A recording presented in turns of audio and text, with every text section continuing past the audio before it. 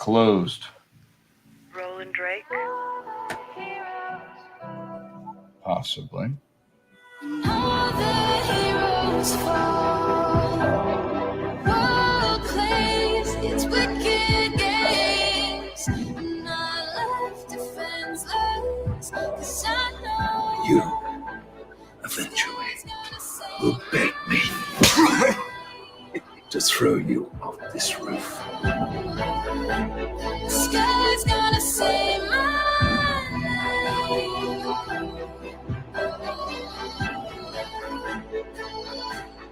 I can't tell you where the diamond is. All the heroes fall. I loved you. World plays its wicked games. Not left defenseless, 'cause I know the sky's gonna say my name.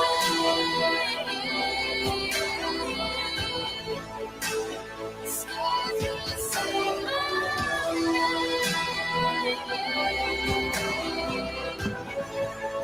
The sky's gonna say my name.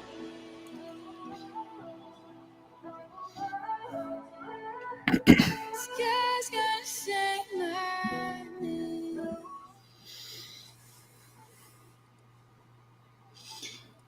Well, good evening and welcome to The Real Deal with Tom Konkle. It is an amazing opportunity. I am incredibly honored to be with Tom Konkle, who I'll be introducing in a minute. I want to say hello and welcome to everybody that we've got here that showed up for the chat. Thank you so much for showing up. We're going to give a shout out to Baron Ormontag, a shout out to Dragon Master 360. Welcome to you. Thanks for being here. My good friend, my good buddy, Troy Pacelli. It's wonderful to see you. The lovely Sherry, thank you so much for taking the time to be here. Shooter 1991, welcome, welcome, welcome. Hello to the great YouTube producer of so many channels, Pat S. Welcome to you, sir. And of course, a big hello, sweetie, to Netters Network. Wonderful to have you here with us tonight. A shout out also to my good friend, War Monkey. Olaf Van Ness and War Monkey are great, great friends of mine that I see on so many streams around YouTube. Huge shout out to Green Lion. Hail, Green Lion. Welcome to you, Southern Viking. Wonderful to have you here. Bonzo Kilborn, thank you so much for being here. Hail to the wonderful and amazing Script Doctor, my very good friend, my very great brother, Script Doctor, that I have the opportunity to be with on so many shows. A man who's taught me a lot about Hollywood, and I value him greatly. Lady Mist, hello, and thank you so much for being here. I know we've got some other people that are showing up, and I want to thank everyone for being here. Well, it is my honor and my privilege to introduce a man I call the great Tom Konkle. And I want to share a little bit about how we came to this little path here of how we came to this stream. And I'll start with myself. And what happened is that there was a little Mexican Iron Man was listening to his YouTube on Midnight Sedge one day. And I was on Midnight Sedge. I'm sorry, I wasn't on the show. I was just listening. And I heard Tom Konkle come on as a guest. And he was talking about movie making. And I found his sincerity. I found your sincerity amazing. I thought that you were really opening up and sharing a lot of knowledge and things that I had never thought of about Hollywood. I remember a couple years ago, maybe 2 or 3 years ago, that I had a very deep conversation with Script Doctor about things, about writing and things. And listening to you talk on Midnight Sedge reminded me of that conversation, except not so much from the writing style. You were talking about the filmmaking. For those of you who don't know, ladies and gentlemen, let me introduce the great Tom Konkle. He is a film director, published book author, studio staff writer on series, screenwriter, actor, and producer. He began as a comic actor and writer who has also transitioned to playing sarcastic heroes and as well diabolical villains. Tom is known for his appearances in the Art of Football comedy television show with John Cleese, Trouble Is My Business, and Cosmos. He is an award-winning actor, feature film director of Trouble Is My Business, which we're going to look at today, and The Longest Knife. Tom has written episodes of the Warner Brothers series Be Cool, Scooby-Doo. Tom has starred in features like The Noise in the Middle and dozens of short films like Who Makes Movies, Sanctuary. He's appeared in comedy films with David Beeler, including Seat Fillers, The Animal in Us All, The Secret of Happiness, Archaeology of Comedy, Destiny Stop, Tom has written screenplays including Animus and Last Breath. His stage career is extensive with shows including The Real Inspector Hound, Beyond the Fridge, and many, many more. Tom was a series regular on NBC Spy TV, Sci-Fi Channel Scare Tactics. Love that show, by the way. That was fun. Fox's The Orlando Jones Show, Community, Arrested Development, NBC's The Office, Back to You, Secret Life of American Teenager, and CW's The Game. You know, I could go on, and I was fascinated because in your IMDb credit, you've got more than a dozen projects in development. You've got 48 past film and video titles that are on your credits, and your TV list just goes on and on and on. I'm tired. Tom Konkle, it is an honor to meet you. Say hello to everyone that's joining us today. Oh, thank you to Mike, Mexican Iron Man, everybody in the chat. What a wonderful introduction. It does make you tired to hear all that. I love making movies, and something that drew me to you when we met on Midnight Edge is our love of story, of getting into things, to learn new things, to learn about the craft of telling a story and about filmmaking. And I'm just really excited to be here today to just have a conversation about it and talk about it. You've been such a supporter and fan of the movie. It made complete sense that we just sit down, like, you know, two buddies sit down and have a conversation about the movie. I happen to make it, but, you know, we'll talk about it. Well, I heard you on Midnight's Edge, and I'm the kind of guy that if I like something, I take action. If I hear an author and I find them engaging, I buy their book. I buy the comic book. I buy, you know, and you I found incredibly engaging. So what happened with you is that I ordered the movie on my iPad. I remember that, and I remember watching it on my iPad, and I loved it. And ladies and gentlemen, let me just say something from the outset. Today is going to be about three things. Number one, we're going to learn about Tom Konkle, and we're going to learn about this movie. Number two, we're going to learn about the movie making process. And more importantly, you are going to have your chance to ask your own questions. And if some of you have the dream of becoming Tom Konkle in your own life, this is where you're going to learn some things, because we're going to use Trouble Is My Business as a master class in a few different things that we're going to teach you about, show you, and illustrate. We put together a show plan. This is not a random live stream. We actually have a show plan. We have the movie in black and white. We also have the movie in color. We're going to be bringing up various scenes. And once we go through our material, we're going to open it up so that each of you that have any questions, don't worry about super chatting. If you just have a question, you're going to get your questions answered at the end of the show. By the way, we also have a special promotion that if you stay till the end, and you got to be here in the last 15 minutes, ladies and gentlemen, is that if you stay till the end, you will have the opportunity to win up to 5 copies of the film that Mr. Konkle will be signing, and we will be sending out to you signed copies. Yes. I myself own multiple signed copies. I have a black and white signed one. I got a color signed one. I actually even have the actual script book that you signed for me. Now, oh, yes, that's right. Yes, that's right. And so the way I found you is I watched you on my iPad. I'm going to share my story, my fanboy story. So I watched you on the iPad. Loved the movie.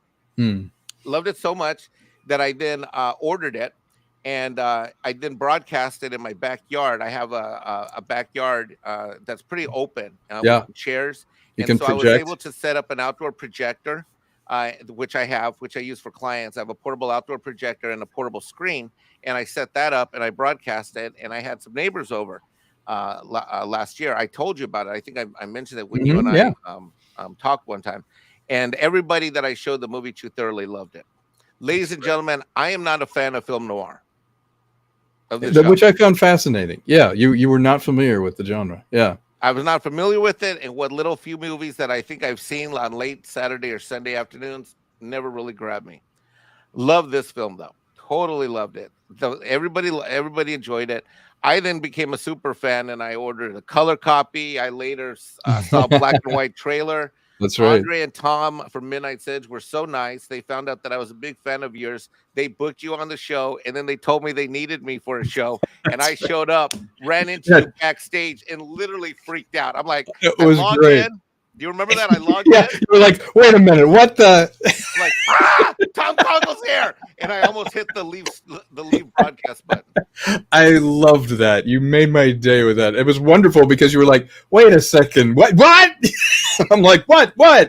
Yeah, that's how we met, and It's so fun to hear. You're right. The different formats are a different experience, aren't they? What you watch it in black and white or color or the size of the format, it makes a huge difference. One of the things that I want to get started with and talk to you about, and ladies and gentlemen, the movie that we're talking about here, let me go ahead and share it. Let me share it. I want to open things up before we get into some of the scenes.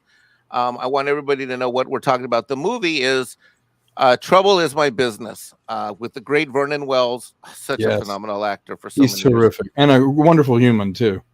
Yeah. He seems that way. Brittany Powell, Yep. Brittany. Yep. She's fantastic. massive fan of her work.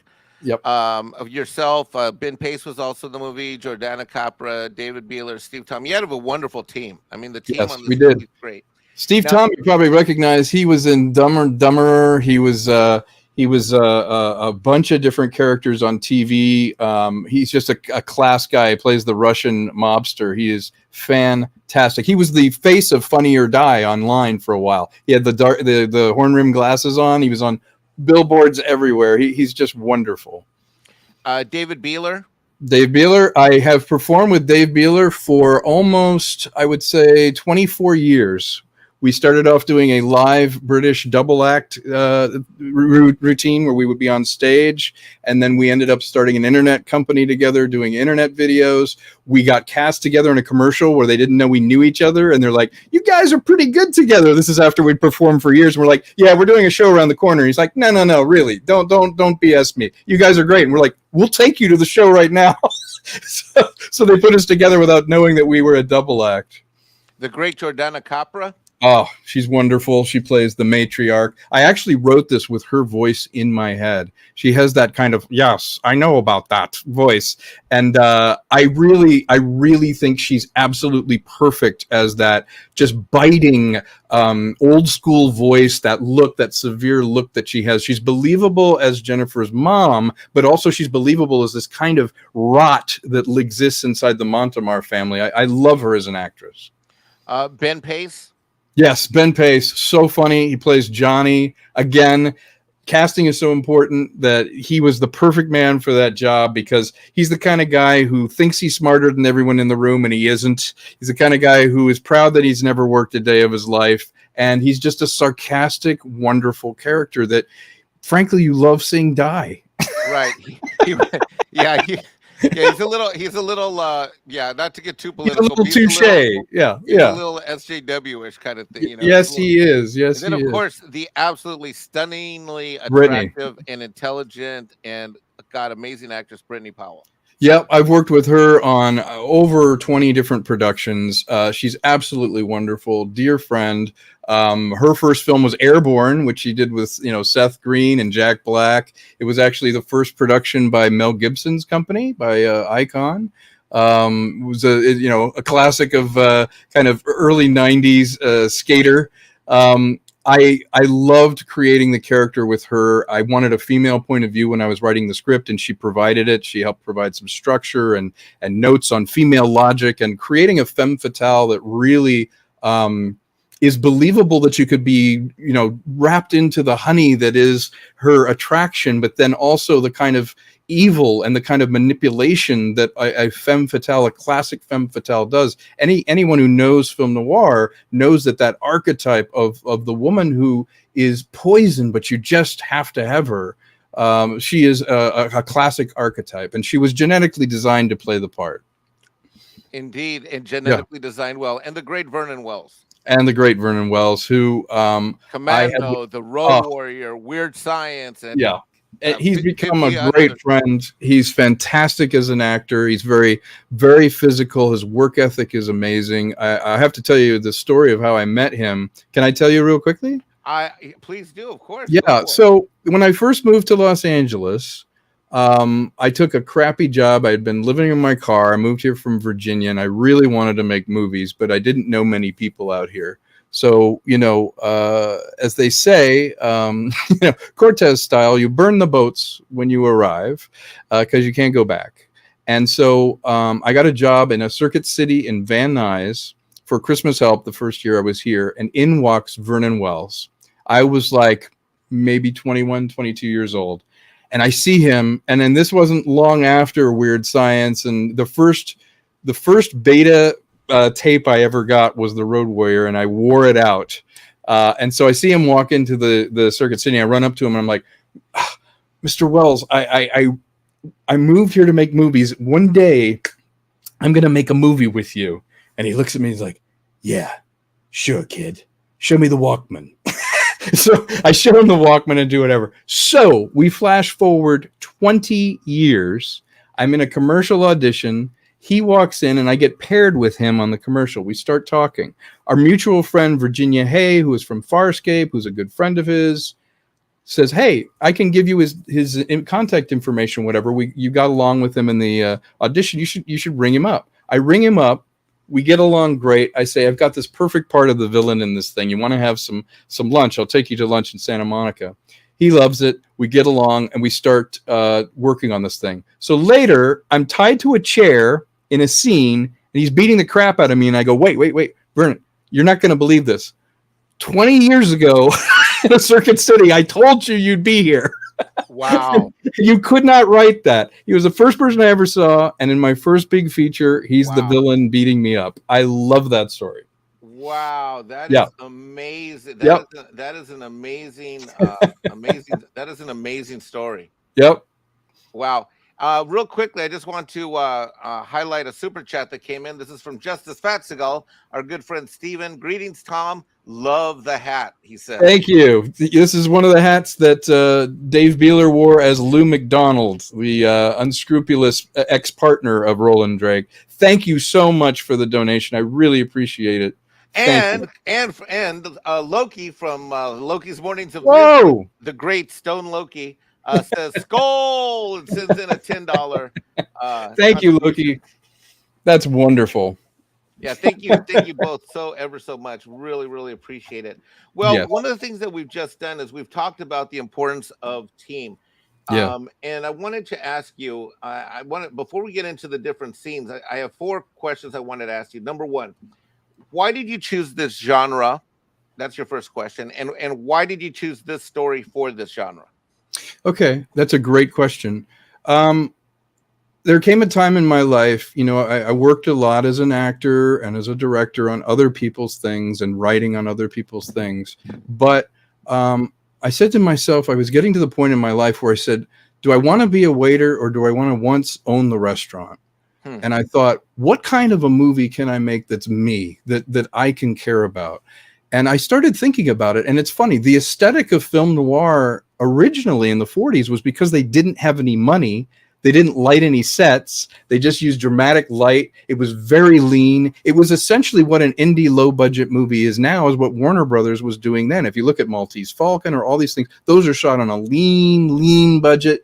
As you know, when your money flow is not great, you have to have an economy of scale. You have to figure out where your resources all as that finances, where do you put them? And I thought, you know what, film noir makes sense to me because I didn't want to make a typical movie that wasn't me. It's not 2 guys sitting on the sofa talking about pudding or whatever. As an indie film, that's just not me. I wanted to make genre movies. I like old school 80s, movies. I love film noir. I love all that. And I'm like, I want to make a genre film. I want to do something ambitious. So film noir made sense because it has an economy of scale. You can use light and shadow. I shot this with the same aesthetic that you would have had if you didn't have any money and you were working for Warner Brothers. And their A pictures are spending all this money, and the other pictures are like, no, these are the lean, scrappy little things. So you got to do that, and that's why I picked film noir. Well, I think what we should do real quick is define for folks at home what is film noir. Wiki says it's a cinematic term used primarily to describe stylish Hollywood crime dramas, particularly those that emphasize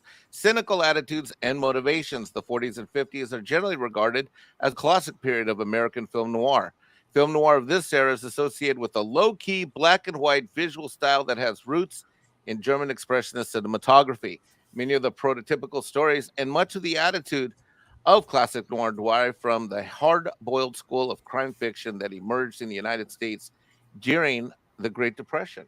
Very true. You're right. It's both things. It's a stylistic choice, but it's also an outlook on life. You know what I mean? It's a certain, you and I talk about that, where it's your friend who's heading for the brick wall. You warn them about the girl, you warn them not to do it, but they slam into that wall anyway. But when they do it with style, they do it with light and shadow, they do it with the kind of highly surreal, kind of dreamlike imagery that you have in film noir. And that is what defines it. It defines it in an attitude. It's not just, film noir is not just putting shadows up and acting like you're in it. It's a point of view. You have to live in a very prosperous country to have the luxury to have that dark a vision of life sometimes. And that for me is everything. And so now let's jump into this story. Why did you want to tell this story? In this story really what came was to that passionate voice that came out within you? What was that passion that came out and said, why this story? Two things. I thought, you know what? From my point of view, knowing what I know now about how detectives work and how mysteries work, I thought back then information didn't travel very well. So if you didn't have a body, if you didn't have a way to type blood, how could the me now get away with the ultimate crimes back then? And so I started thinking, you know what? What if somebody did a crime, which is the crime that ends up happening, and how would they get caught? Because you don't have the tools that you have now. Information doesn't go. And then the second thing I thought about is, what's more valuable, things or the information? And then I said, you know what? I want to write something like that that's about people.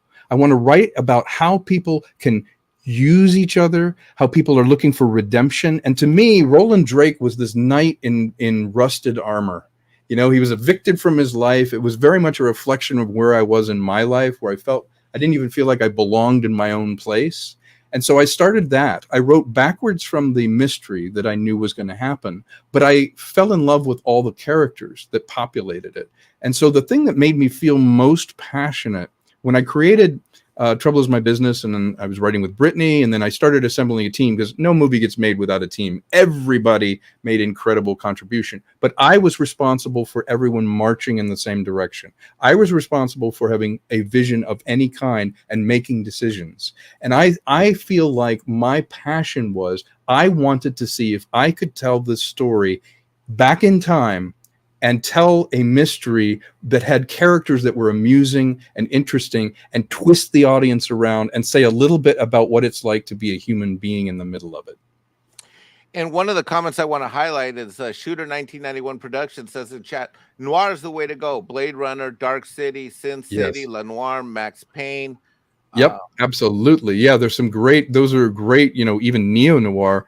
I had the honor of the director of Dark City even gave me some notes on color timing and what he thought of my movie, Alex Proyas, who I never would have met had I not made a movie. So he's absolutely right. Noir continues to be relevant because it's not just of a time, it's of an attitude.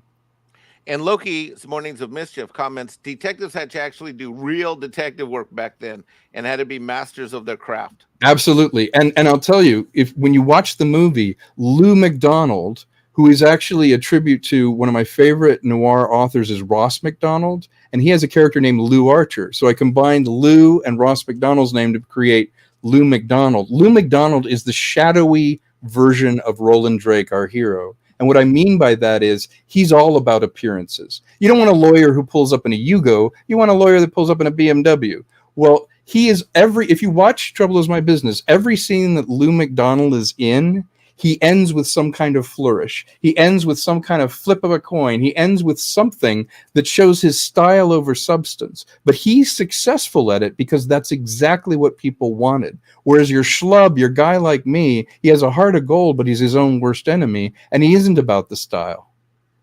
Right. Now, let's go ahead. And one of the things that's unique about your film is that I watched it in color. The first 3, 4. Okay, so for those of the home, I've seen this movie that I can count 9 times beginning to end, non-stopping, and probably 3 or 4 more times, little pieces here and there that I had to go back and watch. So I've seen this movie one way or the other almost a dozen times. That's fantastic. Yeah, and 3 times in black and white. My preferred version is black and white. Now let's talk about that. What is we're now gonna, ladies and gentlemen. We've got a couple more super chats that came in. Let me get to these. Oh, terrific! Yeah, did I get these? Troy Pacelli cannot put a price on a stream like this. Wow, that's a very great compliment.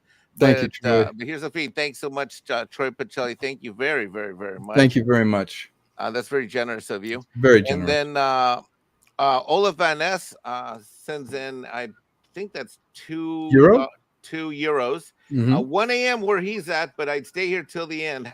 Says it should be fun. Thank you so much. Thank you, indeed. Olaf. Thank you, everyone, for the support.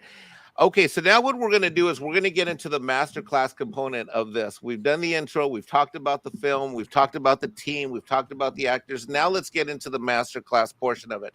And what I Absolutely. want to talk about is we're going to bring up on the screen your film in black and white and in color.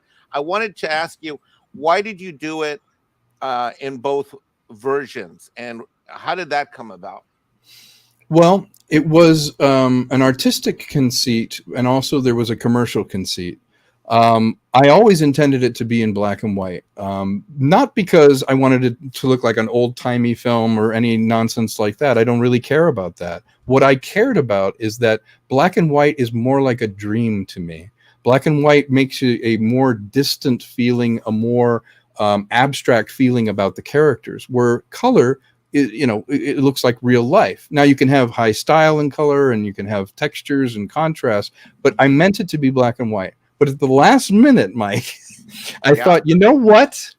In today's market, which, in 2018, we better be careful, because there's not a lot of black and white streaming. And so I picked colors in a palette. And what I mean by that is when you pick a wall, or something, if it's green, it renders a certain shade of gray on screen. Same with costumes, same with the heaviness of the makeup. It all has to work. So I made it work in color just in case it had to be in color, but I watched it and monitored it in black and white as well. Now, to do all the visual effects, you have to shoot color. Everything that has green screen and compositing, you need that color information. I created an entire world with it. So it was shot in color, but lit, composed, and really looked at in black and white. I want it to be black and white. What happened was there was pushback from a lot of streamers. A lot of streamers said, we absolutely love this movie. Streamers would be Amazon, yeah, YouTube Amazon TV. Tubi, it's on Tubi, yeah, all of that. They all come back, Apple, they all come back and they go, we really like the film. It hasn't been reviewed a lot, but I think it's still at 100% Rotten Tomatoes. And they were like, sure, yeah, we'll put it up. But do you have it in color? So fortunately, Mike Smith, who is my producing partner, who also, he and I do the post, he's a wizard at that, and really gets me. He has an incredible aesthetic. We cut a version in color to have it.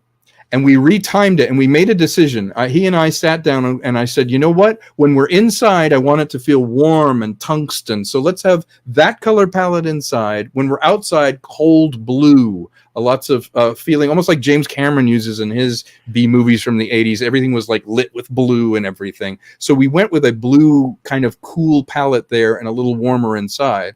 And then we did a second version, which had the black and white, which is exactly what I wanted, which is all the contrast and the shadow and finding details in the black. And by doing that, it created two completely different experiences. Well, and I know you experienced it differently, didn't you?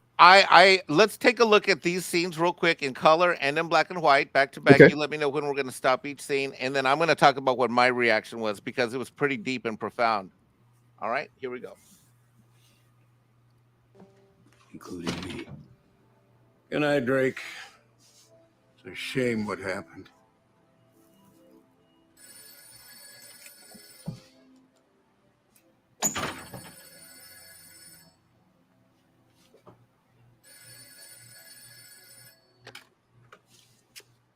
We're closed. Roland Drake, Possibly. I want to see you. Well, pick up a local gossip rag. You'll see plenty. I do read the papers. I gathered you weren't planning on being a very busy man anymore. Nice. That doesn't change the fact that I need to see you. Now. Come back tomorrow. I won't be busy then either. I'm downstairs. I said now. Well, I can't say no to a lady. Or you. Ha! Made a feeble attempt to straighten things up for her, to hide the inward chaos of my life before her shadow eclipsed everything. It's open.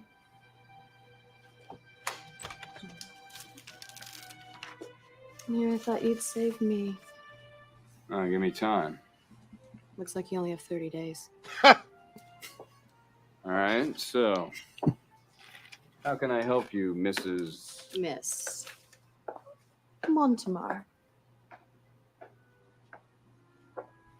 Of course. She had a face that would launch 1,000 ships and a body that would bring them back. Now, you mentioned needing saving. Sadly, it's no coincidence that I've come to you, Mr. Drake. I didn't think that this was a happy accident. Why is this? Where do you get to know the rest of me? Oh, I'm not here to get to know the rest of you. Pity. I'm here to find out what happened to my father. Montemar. Didn't I read something about him going missing in the papers last week? I think my entire family's in danger, Mr. Drake. Who do you think did it? I don't know. Oh, come on, Miss Montemar. We both read the papers. I don't believe the story you're selling. So why don't you just take it to the cops? He's missing. I don't know that he's been murdered. All right. Now, what do you say we take a look at that now in black and white? Black and white, different feel. Now, what did anything you want to note before I started in black and white? Just look at the power dynamic. As I was, the eyes are your demise. Somebody said that's funny. The power dynamic was so important. You'll see the distance between them, and in black and white, notice who's over who's shadowing who, where the power is, and how the space is filled up in that. Take a look at it now in black and white. All right, here we go, everyone. I was alone in my office. Nothing in there seemed like it belonged to me anymore, including me. Good night, Drake. It's a shame what happened.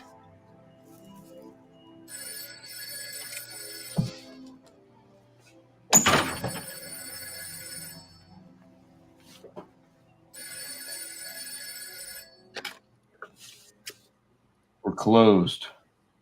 Roland Drake, Possibly. I want to see you. Don't pick up a local gossip rag. You'll see plenty. I do read the papers. I gathered you weren't planning on being a very busy man anymore. Nice. That doesn't change the fact that I need to see you. Now. Come back tomorrow. I won't be busy then either. I'm downstairs. I said now. Well, I can't say no to a lady. But you better. Or you. Don't be like Mexican I Iron made Man. a feeble attempt to straighten things up for her, to hide the inward chaos of my life before her shadow eclipsed everything. Look at those shadows. It's open.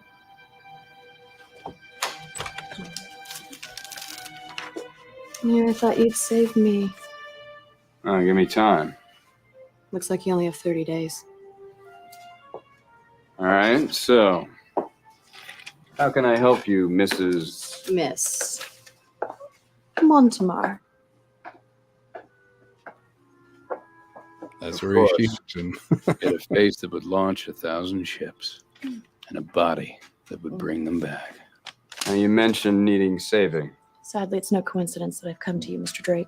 I didn't think that this was a happy accident.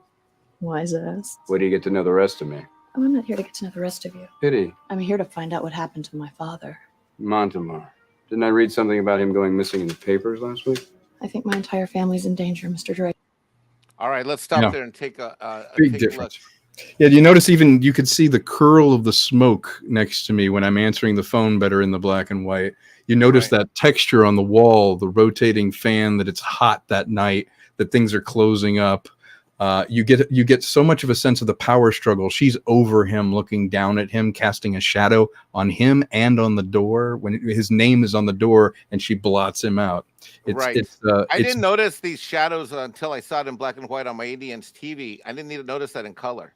Yeah. You were mentioning that on a black and white experience and on a bigger screen, it really does feel different. You feel the space differently. I felt that, like right there, there's an example right there. What I found profoundly different when I watched it in black and white, I felt like right here, there's another one. Let me go back. Mhm. Let me go back. Let me see if I can pause that and grab that real quick. I'm going to grab it right where she stops and walks. When we get the depth again, what I found is it reminded me of when you wake up from a dream and you Yes. thought the dream was real. Yes. So when I saw it in black and white, there was something about it that when I was done with the movie, it felt a little bit, it gave me that same feeling like you wake up at 3 or 5 in the morning or 8 in the morning. And, Yes. and you're like, whoa, that was real. You know, it wasn't real, but it felt real. Yeah, it's a dream time. And I'm seeing from the chat that people are really resonating with the black and white. And I have to agree with you all. The black and white, this shot right here is called Two Faces East. It's a shot that became very popular as soon as lenses got faster. If you keep going forward just a little bit, I'll show you what I mean. It's where she is. Yeah, she is in focus and I am slightly out, and then I will step up into that focal plane and we're playing out to the audience as if they're part of this intimate conversation. And that kind of thing in black and white, look how the darkness of her hat frames her face. Look how he is still in the light, but he's going to move into the dark with her. All of that was calculated. I planned everything. There, if you watch it, there's an Easter egg in it, and this doesn't ruin anything, but there's a globe that factors through the entire thing. Yes. There's a globe in this that is a dark globe behind her. Later, you'll see that the world is turned upside down. As she turns his world upside down, the actual globe is upside down. And at the end, she actually spins the globe and wrecks his world. Oh, and I so remember that. The globe is there. You can find it in maybe 50 different ways, 50 different shots, but it represents turning your world upside down. And here's where he's come into focus and the depth. Now he's now back with her, and now you're intimately in the conversation because yes. you feel that you're closer to them than even the door is. Exactly. And it's the first time they're on an equal plane. It's the first time they're both standing, so they both have the same power. Now, before we go to the next scene, I asked you about this when later we ended up connecting, and you had lunch with me with Latino Slant. We all met. Yep. And I love your building scenes. I'm going to show this real quickly because I love this. The old school building, the brown house. Yeah, yeah. Exactly. I love the smoky aspect to this quality. Yes. Real quick, we've got some comments of some people in the chat. I want to note a few of them as we go before we go to the next scene. He says, "Tom is great. I did a review of Trouble Is My Business on my main channel." Oh, great, Shooter. That's great. Thank you. That's awesome.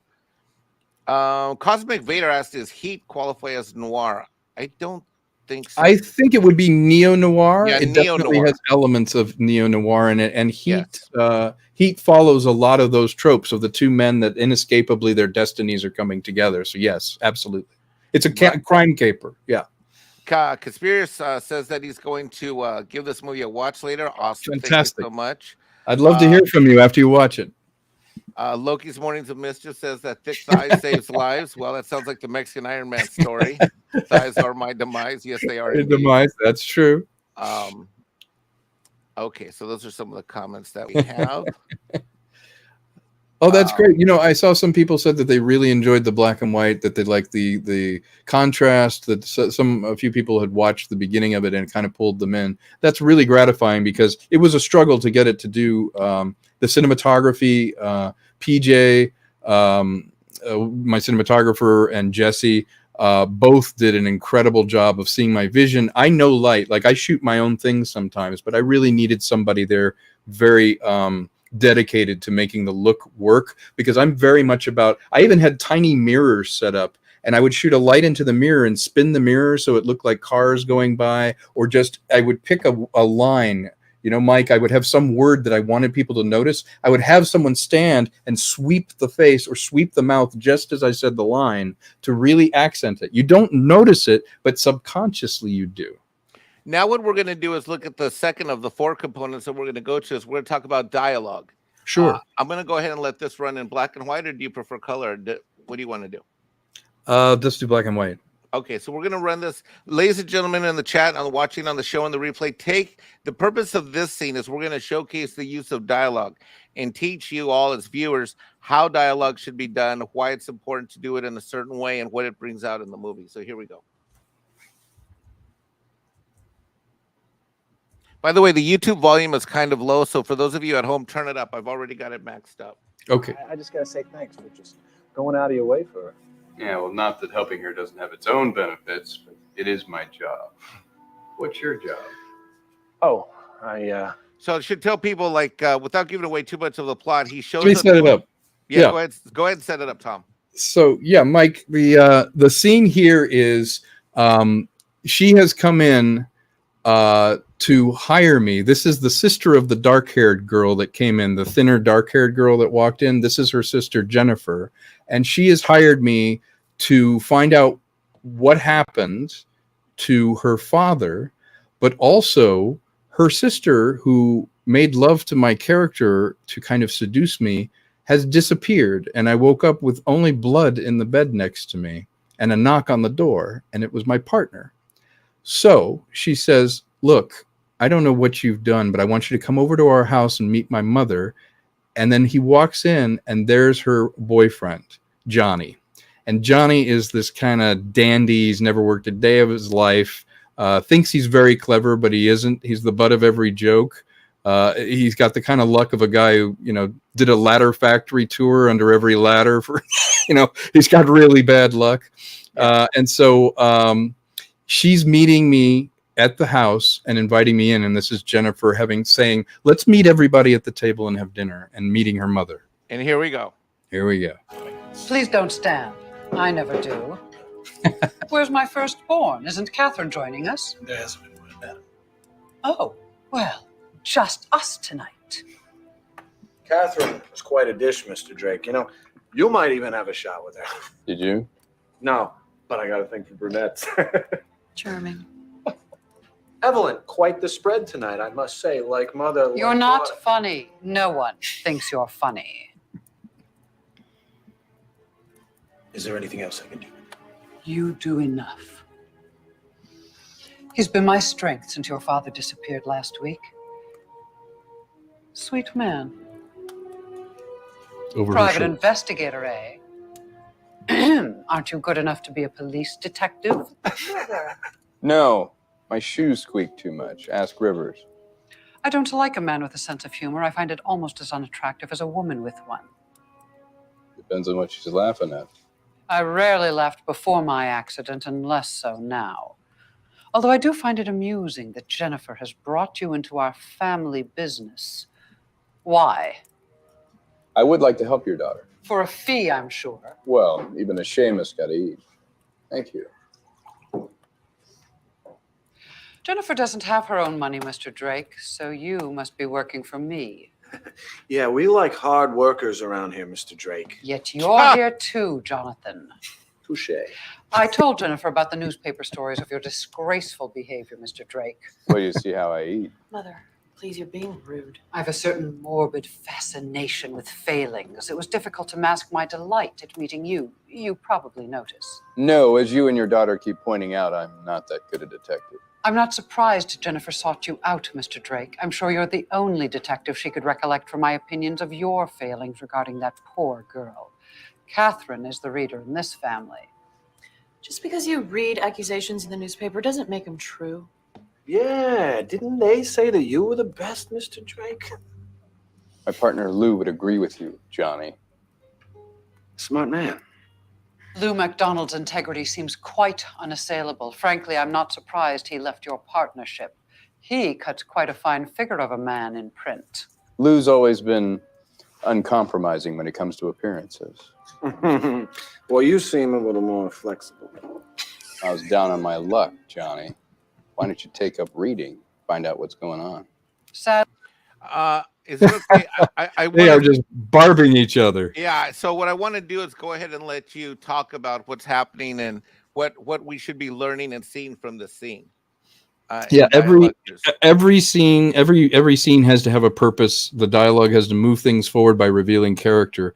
Everything in this is driving a setting of the table, metaphorically and actually. You'll see she comes in her wheelchair. You know something's happened. That she's a crippled, bent over woman who says, "Don't stand, I never do." And there's an empty place setting to her left, which is the missing black-haired daughter. She's omnipresent. She's always there. Over her shoulder, you'll see there is a raging fire that is her anger. I put that fire there. There's a painting behind her of Wilson Montemar, her husband, who looms over it in this kind of shadowy light. Then you've got Johnny and her on one side of the table and Jennifer on one side of the table, and you see their dynamic, and then Drake alone, separate from them. We've literally set the table, and you have Rivers, the butler, hovering around almost like a shadow to her, where she's like, "He's my strength, he's beside me." And that's an inside joke when he goes, "He's beside me," because as we learn more about his character, he's literally, taking her on and becoming something. And I wanted this to have barbs traded where we reveal what's the dynamic between all of them. And my character is kind of above it all. He's quipping, but he's observing the dynamic. A good detective observes the body language. Who's barbing who? How did he touch her? Did they flinch? What's going on in the eyes? And so it's a dance around that table. It was one of the hardest scenes to film because not only did I have to make sure everybody's performance was great, but the cuts away to people's reactions in their face. To cover all of that took a lot of ambition. It's a lot of dialogue.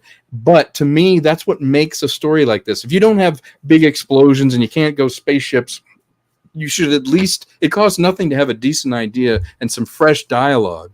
Right. And so I wanted them to really shoot back and forth and barb because that's how they fight. That's how they define who they are. And if you're doing a scene, you want to define the characters by revealing them in dialogue. And what I loved after this dinner scene is I love this shot. This is one of my favorite shots. Your use of depth is amazing. Your use of space is just fantastic throughout this movie. Yes. And we got some great comments. People are learning a lot about what you're trying to teach them here. Latino Slant comments, damn, dialogue is perfect, Tom. Always alive and fresh, signs of a great writer. That's great. A conspiracy exclaims, "Oh, that lady was pretty good, stuck up the crust, Rich." Absolutely. You've got her number. Cosmic Vader says, "Wow, every Yes. sentence has purpose, whether it's world building, characterization, or plot driven." What say you to that, Tom? That he completely gets it. Cosmic Vader is completely right. That if you're doing anything, even if you got no money or anything, try and have it be that the dialogue brings that world building out and you get to know the characters. And I use my humor background, everything, to make them as clever and interesting as you possibly can while you're kind of revealing the plot, revealing the character. So I appreciate that comment a lot. Love the dialogue. Oh, great. Aaron Ormantag loves the dialogue, use of the terms of the era. Yeah, like the flat tire. What's this flat tire one?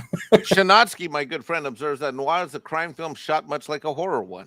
Wow. That's actually a really good observation.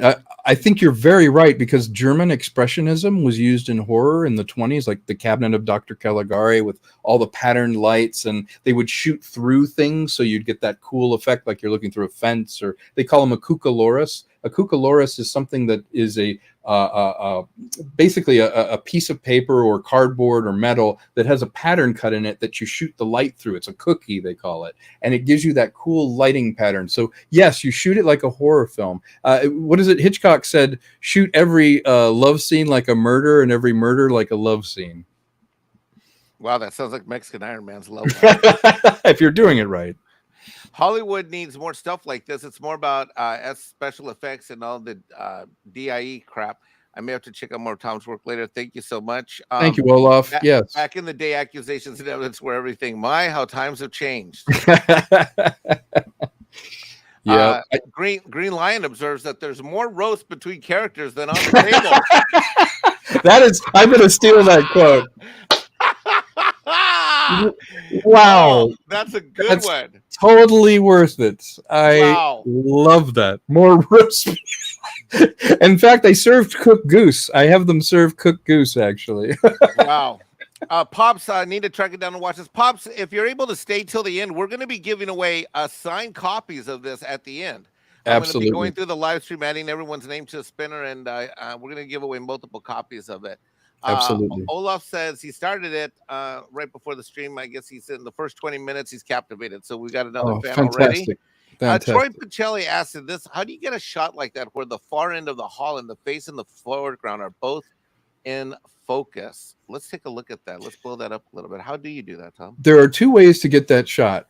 Troy's right. You can composite it. You can have one element that's in focus and another one, and you put the two together. Also in this film, I use split diopter. And what that means is if you're looking at a camera lens, so you have a lens like this, half of the lens is a close-up lens, and the other half lets light just pass through without a lens. And it blurs where the line is. There's a line where I am in profile, and they walk in, and he's got a gun to her back. Well, I'm in focus, and they're there. We shot that with a split diopter where it's in focus really close to the lens and far away. They use that in Raiders of the Lost Ark as well, where Indiana Jones is drinking and Belloc comes into the club with him, and you see his face in profile and Belloc, and both are in focus. That's called a split diopter shot. And this shot right here was created through compositing a split diopter. So that hallway stays in focus, and then Rivers has that beautiful light that kind of contours, and he's intruding into that world. What I had it dark there because his face is breaking in. He said, "Oh no, I don't know anything about this," but he breaks into that space, and we see that he spies on everything. He's twisted. This manservant is one of the most twisted things that lives in the house, and that one shot says everything I wanted to say about him keeping track of everything. Right. Now, what I'd like to go ahead and do is the next thing that we're going to talk about a little bit has to do with emotion, and I'm going to set up the. Very important. We're going to do this in color. Ladies and gentlemen, stay tuned again. We are going to be having some giveaways later. We've looked at two things so far. We've looked at black and white versus color, and we've looked at dialogue. We're now going to be taking a look at a scene in color, which is on the rooftop, and talk about emotion. And absolutely, where is it? So important to create an environment where actors can show genuine emotion. Is that right about the 1 hour mark? The rooftop scene is after the dinner. Yeah. Hold on. Before that scene, yeah. There he is. There he is. You know the film well. You know the film better than I do.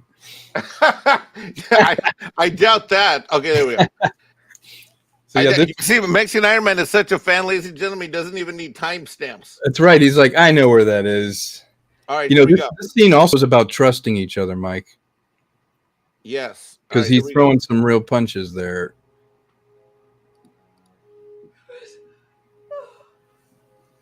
Wait.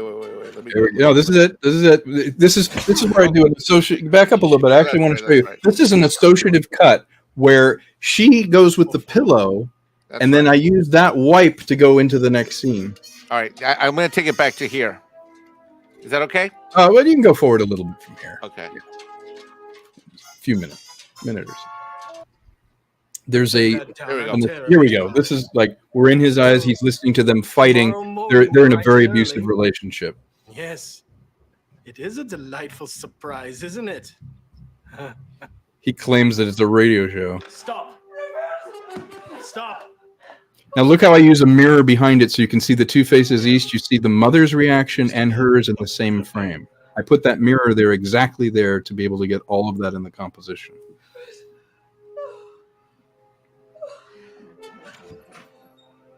You don't have the guts. There's the associative cut. Can you? We could stop doing this. I have it all wrapped up in a neat little box. She's now to be found. God, the sound. Yeah. Yeah. In a movie theater, you can feel it in your chest. No. You killing her was worth it. I protected, sir, my city and the profitability of our ventures. I was mad that you didn't get the chair for murdering that backstabbing little whore. I guess you don't control everything, do you? Oh, yes, there is one thing I control tonight. You may disappear. That's a shame, because I have the black book. Liar. You risk it. The only one at risk is you. Yeah. No one knows you're up here with me. Now we'll spend enough time together for you to tell me where the book is now. If not, you eventually will beg me to throw you off this roof. You're a missing person. You always were. Nobody's going to come and find you because nobody cares.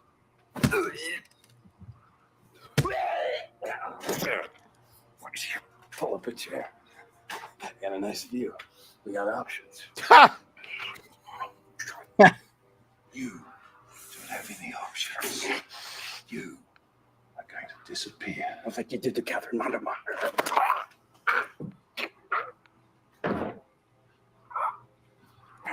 I heard tonight. Let me clue you in. She's dead.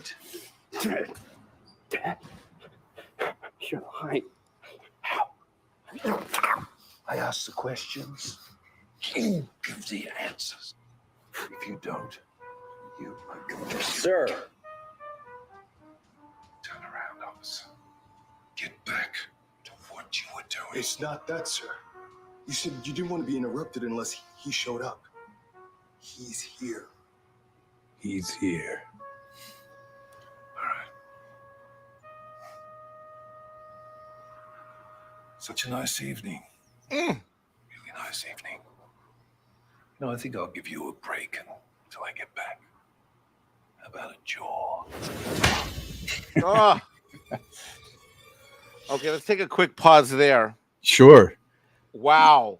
Talk about emotion. The things he's saying, hurt more than the punches. Yeah. Right. You'll notice that it's like music. It's syncopated. The punches syncopate the real insult, the real hurt, which is you're a missing person. No one cares that you're up here. You're going to beg me to throw you off this thing. She's dead. You're hopeless. All of that is punching him in a way that the physicality can't. That's the emotion.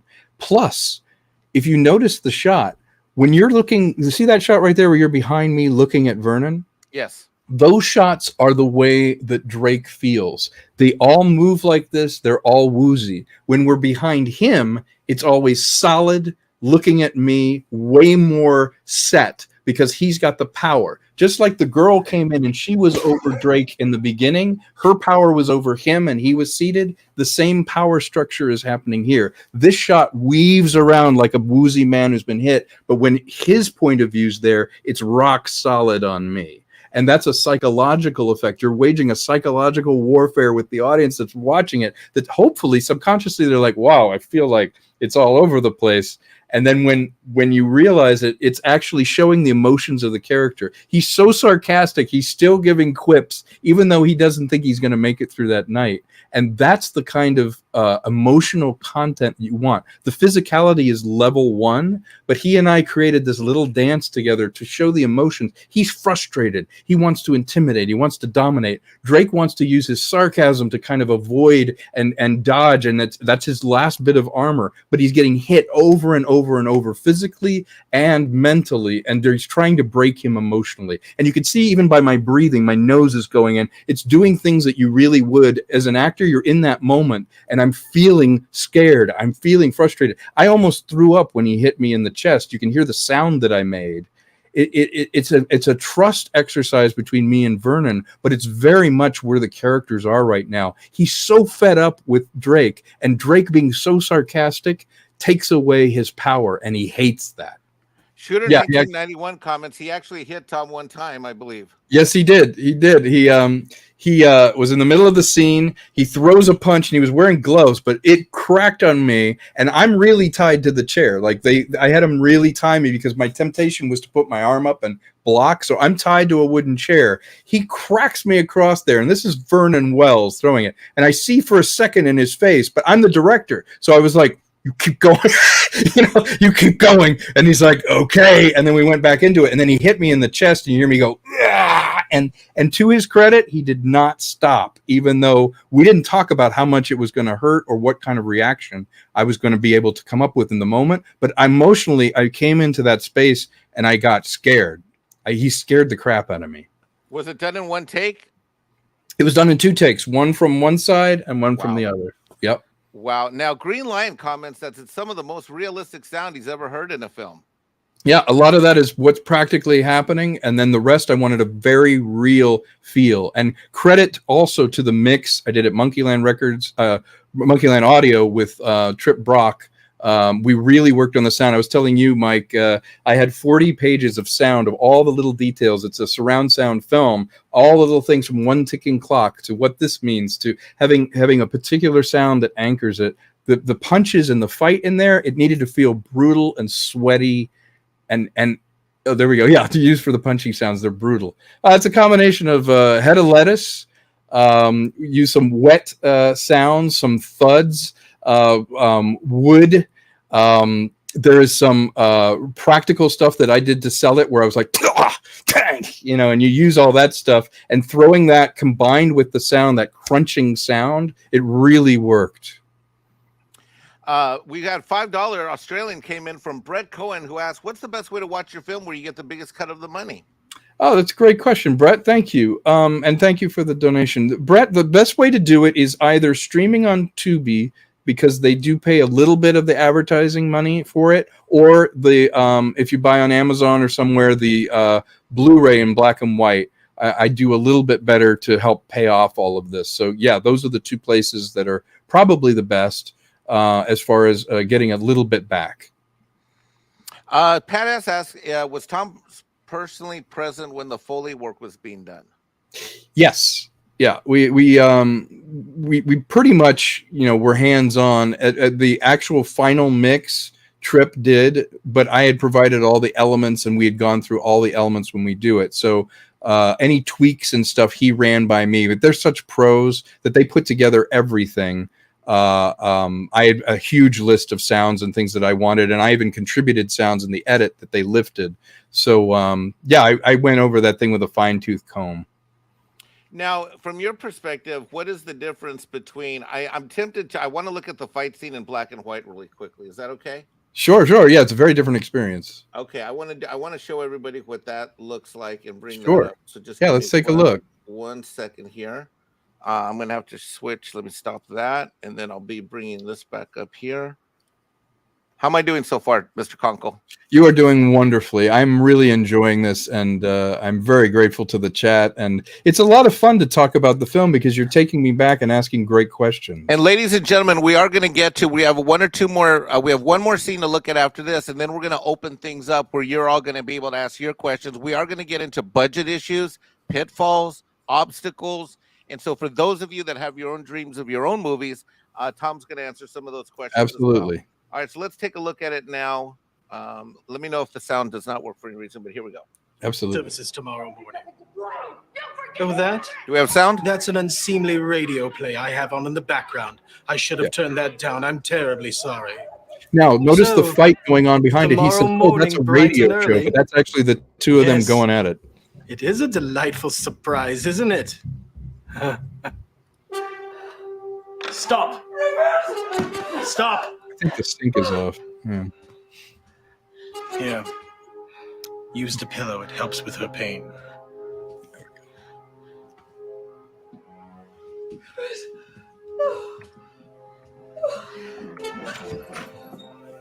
You don't have the guts. No! You can't leave one, can you? No! We could stop doing this. Watch the camera, how woozy it is, and that background is like a cage. It's like you're in a jail, even though that's the regular aerial on top of a building. Yeah, so you got little people watching. Black girl was worth killing her, huh? No, you killing her was worth it. I protected, sir, my city. His city. And the profitability of our ventures. I was mad that you didn't get the chair for murdering that backstabbing little whore. I guess you don't control everything, do you? Oh, yes, but there is one thing I control tonight. You did a great job. You feel the lettuce in pain. That's a shame, because I am the Black Book. Liar. You risk it. The only one at risk is you. Yeah. No one knows you're up here with me. Now we'll spend enough time together for you to tell me where the book is now. Set up that light on his face so he gets in and out of that edge light on his face. You It's a face like Mount Rushmore. eventually will beg me to throw you off this roof. You're a missing person. You always were. Nobody's going to. I love how the sweat glistens. Nobody Yes. cares. We were hot. You see the steam coming off from the, in the Pull up a background. chair. Got a nice view. What I want to highlight here in black and white, I'm going to hit the mute for on the sound for a second, is that I love the way the light plays into this. I love the way the sweat glistens. Yes, you can see it a lot more. Yeah. And you know what was surprising to me is when I had the reaction again, even though I've seen the scene a dozen times, is that when the blood comes off, it feels a little bit more organically real. Yeah. More visceral. Yeah, you're right. It does feel more organic. It like feels right there more, on this lip, like, you know, I mean, yeah. I got to tell, I don't know who did your makeup, but I got to tell you, that's whoever did your makeup really looks like you're bleeding out. It's Rebecca and Lindsay, and she did a fantastic job. We started with basic makeup, and then as I got the crap beat out of me, it just naturally started to smear around, and I got some on my shoulder there, and it just really worked. It helped me too be in that guy's state of mind with his black eye, and he's abused, and it's about, you know, police corruption and all of that, and, you know, the 3 against 1, and so yeah, the makeup really sold it. Regardless of his age, I mean, you're doing the scene with a guy who's really strong. I mean, he's very strong. Yeah, I mean, his punch would just clean you out. By the way, this is the most surreal scene because when I get punched in that where he goes, "I'll give you a break, how about a jaw?" It takes me into my own flashback of the girl that he says, that whore that got killed. This is me trying to rescue her. There's Lou, my unscrupulous partner. Lou leaves me out to dry. And Mike Smith and I decided to stage it in an aircraft hangar. So you get that old plane behind me. And then I wanted to have this kind of surreal, dreamlike, this is how he fails. This is how he gets ruined. And I made it into a very, I killed somebody with a pencil before John Wick. You did. I did. You know, I've been meaning to mention that to you for months now, but yeah, you did. Yeah, I did. You long before there was a John Wick. Long before John Wick did it, I did it. Look at this kind of thing. I really love taking an abstraction like that where you get the detective in silhouette. He's trying to rescue her, but it's fruitless because he's outgunned. This is going to be his undoing, and it turns out that the rescue itself was its own trap. It was to frame him, to ruin him. And so he does his best, but he's just being hit from all directions, literally. So it's a symbolic, dreamlike sequence. But this thing has 3 nested dreams. The real-time story is in the car telling his partner, Lou, what happened on the way to the cemetery when he goes, you know, she's still alive, take me to the cemetery, which is the dichotomy. And then there's a dream within a dream, which is when characters get hit, we see their backstory. When they sleep, we see their backstory. So you can see Vernon set me up and he shot the girl. And then he puts the gun back in my hand and he ruins me. And back then, if you had something like that, there wasn't a way to go forensics. It was the cop's word against yours. And if you were in a corrupt system like that, you were on the out, you know, and that's what made Drake sitting alone in an office. He lost everything. Lou left him. Everything was lost in that moment. And it's all because of Nadia, that girl that he thought he could rescue. And he thinks he can get a second chance with Jennifer. Right. And yeah, second chances at love are. Yeah. Second chances are what noir is all about. Taking them away. Well, let's jump now. So we've discussed dialogue, we've discussed emotion, we've discussed black and white versus color. We're now going to take a look at world building in cinema, and what we're going to do is we're going to take a look at this in color, as well as black and white. And yes, I'm going to jump to what's called we call it the streetcar scene, for lack of a better word. I think it's that one. Yeah, let me. Oops, gotta show. Yeah, and just to set it up, Mike, they have just gone to see the only person who tells the truth, who is a gangster, who's the most corrupt. He's a Russian mobster, and he's the one who tells them who they really are. He's the one who actually tells the truth in the film. And they walk out of the hotel that he's been staying in, and that's when Drake starts to go, none of this is making sense. And we really wanted to build a world. So you can see how this world feels And we can talk a little bit, because you asked me a great question about color a few days ago. We'll talk about it in color and black and white. This is the world they live in outside. Right. So let's take a look at that now. Here we go. My office. And Catherine, I am not stopping until I find out how she's tied into all this. Isn't that what you were all fired up about? So? So, after hearing Gavron, a lot of things are starting to make sense. Little things. I came into possession of a book a while ago. For months, it didn't make sense, and then I met you. All of a sudden, random names, numbers, information start popping up. I think between that and you, I could find this diamond. I could bring down Tate's operation, and I could finally clean up this city that you're suddenly in such a hurry to leave. And get us both killed in the process. Gavron thought he was being cryptic, all right? But that book is the last missing puzzle piece that makes all this make sense. I can find your diamond. Trust me? I trust you. It's crazy.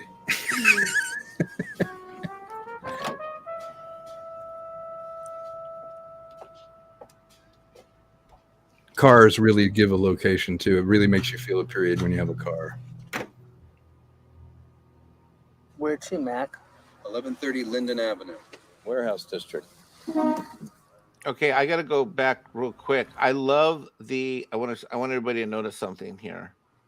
I love when you guys get in the car and you see the depth. Yes. Everybody look between them and look at the depth of the shot. There's one example. Such a hurry to leave. And get us both killed in the process. Gavron thought he was being That, yeah, the movie marquee. That book is the last missing puzzle piece that makes all this make sense. I can find your diamond. Trust me? I trust you. Thank you, Olaf. There's that moment. Does he trust her? Don't get in that car.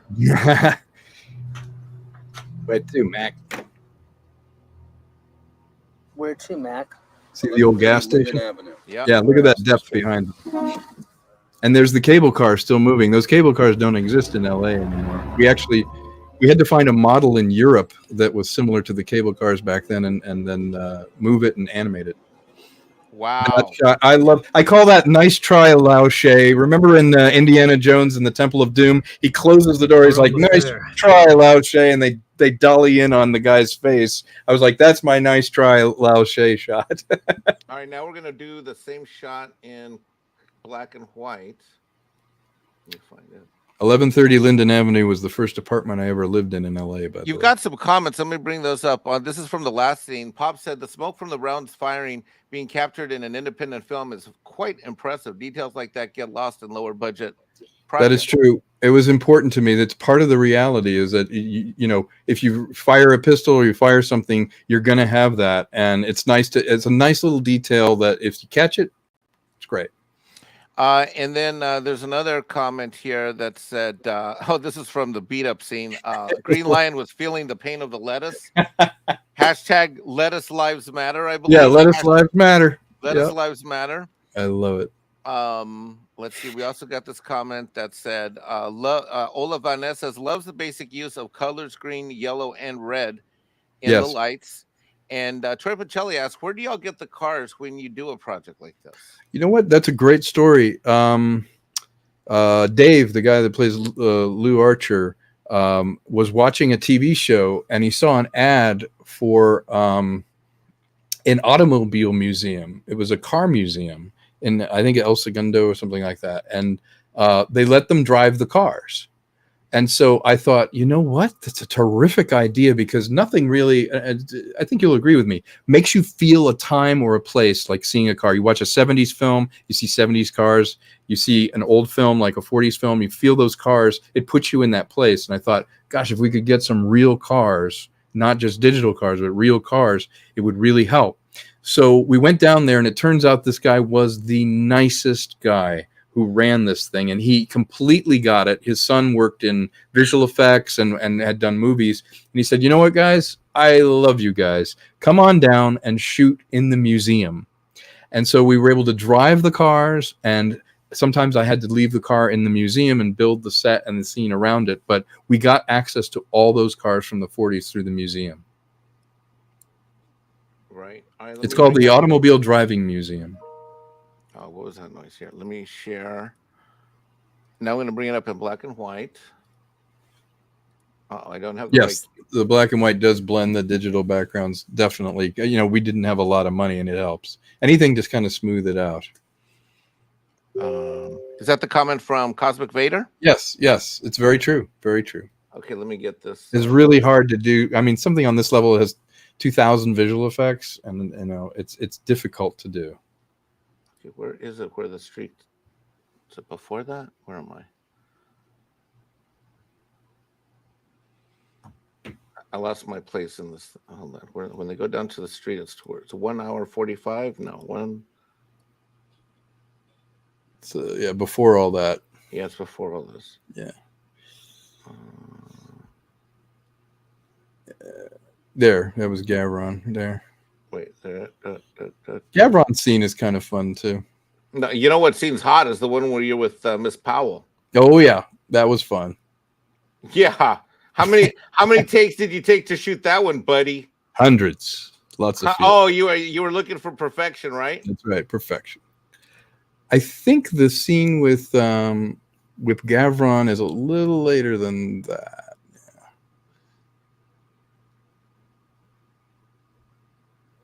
I don't know. It's showing a weird screen. Yeah, I'm having a hard time doing the timestamps on it. Yeah, there it was. There? No, well, it had the right. That's the right picture. Yeah, there's something wrong with the.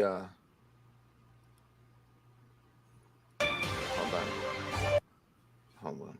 Oh, you know what? This is the trailer. Oh. That's why I'm having a hard I time. wonder we're all over the place. Okay, hold on. Stop. I grabbed the wrong one. Hold on. I'm glad you're enjoying it, Juan. All right, now we're ready. See, Mexican Iron Man, not always perfect. Well, I have a question here. While you're looking for it, I can answer something from Robert. Okay. Let's bring that up. Robert, yeah. So it was divided up. There was a preliminary shoot to kind of get the first 10, 12 minutes of it. And that shoot was done in 4 or 5 days to get the first 10 minutes or so. Then, over time, as availabilities came up, I decided, you know what? We need to do this thing and just get it done. So over the course of, say, 18 to 19 days, we shot in the various locations, broken down like this. If it was something that was on a set, we had something we had to physically touch, and you have a background that you would build, a digital extension or something, we would have all that studio time. And then I looked at all the places we actually needed to physically go, like the cemetery, when we would go out into the alleyways and things like that. We tried to design it so that there was the least what they call company moves. That's where you have to pick everything up and go. One thing that we had that was kind of nice is with the digital solution, you could shoot the hotel in the same place that you shoot some of the the house scenes and all that. And I basically designed and built with Mike Smith a green screen stage with a cyc. It was over 30 feet long, built from scratch, built the lighting grid on it, painted it green, went and sampled what color green they were and had a regular paint company mix it, and built that stage. And I knew certain things I would be able to film there. The rest was filmed on sets. The offices and things like that was all built on set. So about 18 days plus 4 pickup days. Wow. Yeah. All right, we're going to take a look at it now in black and white, everyone. Here we go. Here we go. And you can see how dreamlike it is. And if you look back there on the marquee, it says "Build My Gallows High." That was the name of the book that was based on my favorite film noir is called Out of the Past with Robert Mitchum and Jane Greer. It's directed by Jacques Tournier. And so the book it's based on is Build My Gallows High. So we actually have it playing on the movie theater behind it. And then you have the real cable cars moving through. So when the cable cars come by, those are miniature models that you got out of Europe, and then Yes, those are digital miniatures that are animated into the scene to be the way the cable cars were in LA when we used to have them. Yes. Wow. All right, here we go. Yeah.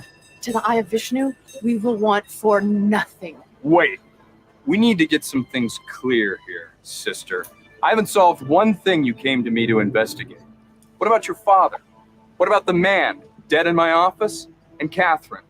I am not stopping until I find out how she's tied into all this. Isn't that what you were all fired up about? So? So, after hearing Gavron, a lot of things are starting to make sense. Love that sound. Little things. I came into possession of a book a while ago. For months, it didn't make sense, and then I met you. All of a sudden, random names, numbers, information start popping up. I think between that and you, I could find this diamond.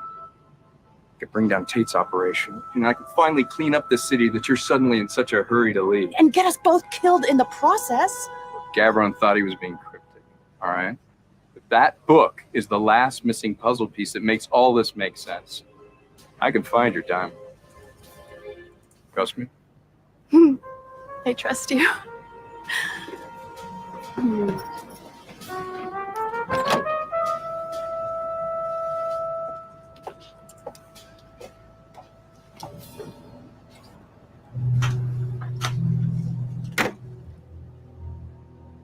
Where to, Mac? 1130 Linden Avenue, Warehouse District.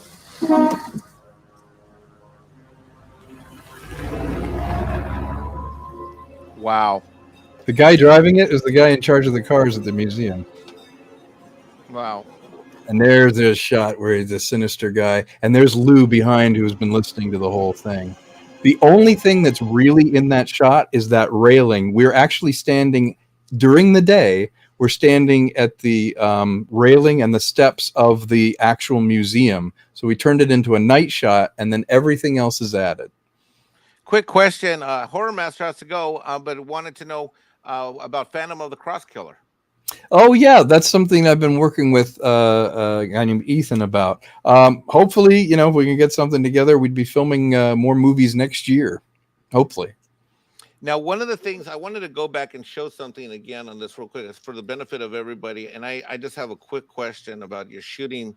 It's a technical question which has to do with when things are in focus and when they're not, and I'm just going to sort of let it run. Now, clear in here, sister. I haven't solved. Let me mute it here. When let me blow this up a little bit. When we're looking at it here, yes, we've got things in the back are as vivid as they are in the front, and I'm guessing that's what you mean by your world building technique, so that we can see the environment, we can see where we're at.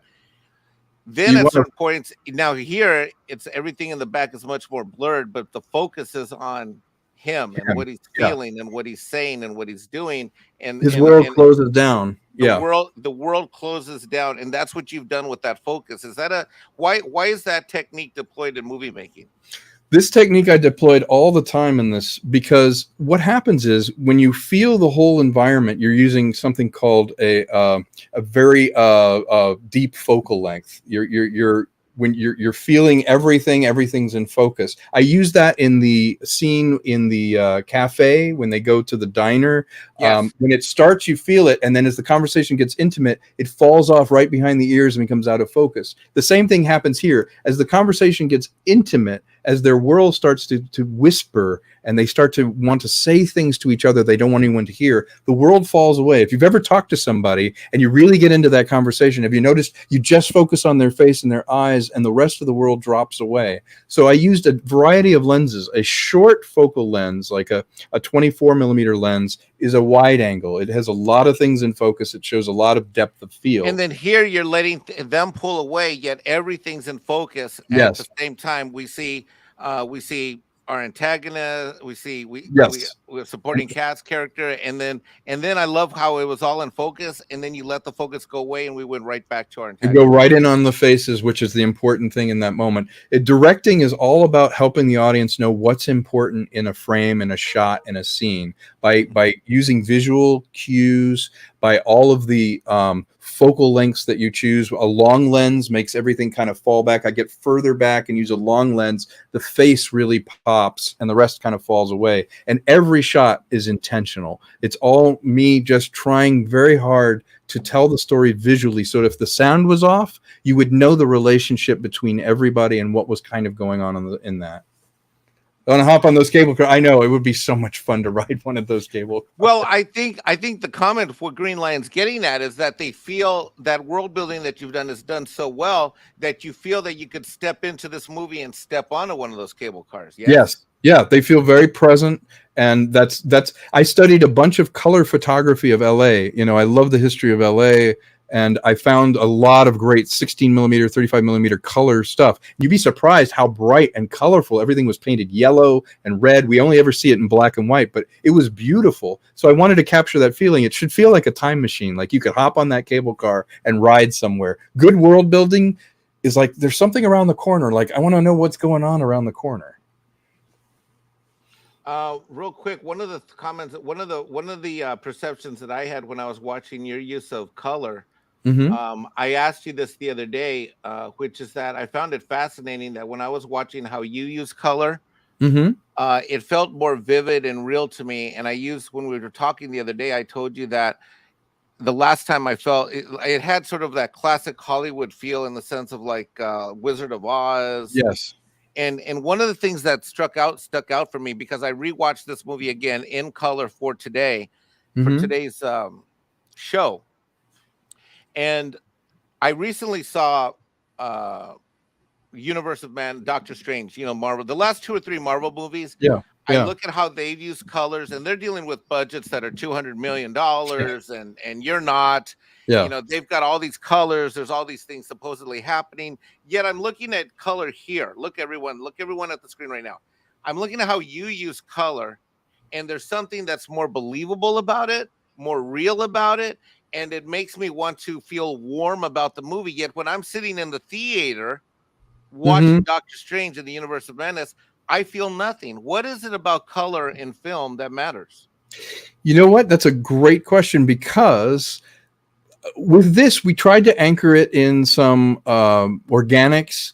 It's a tribute to the aesthetic of Mike Smith and everybody that worked on it to try and make it feel lived in and real. With a Marvel movie, the problem is you're really watching almost a 2D 3D animated movie at that point. It's crazy. There's no foundation that your mind can kind of latch onto and go, oh, okay, I believe that. The problem is when you get so heavy with CGI, it gets so heavy with unrealistic colors and the look that your brain can't wrap itself around that, and so it just feels like it's distancing.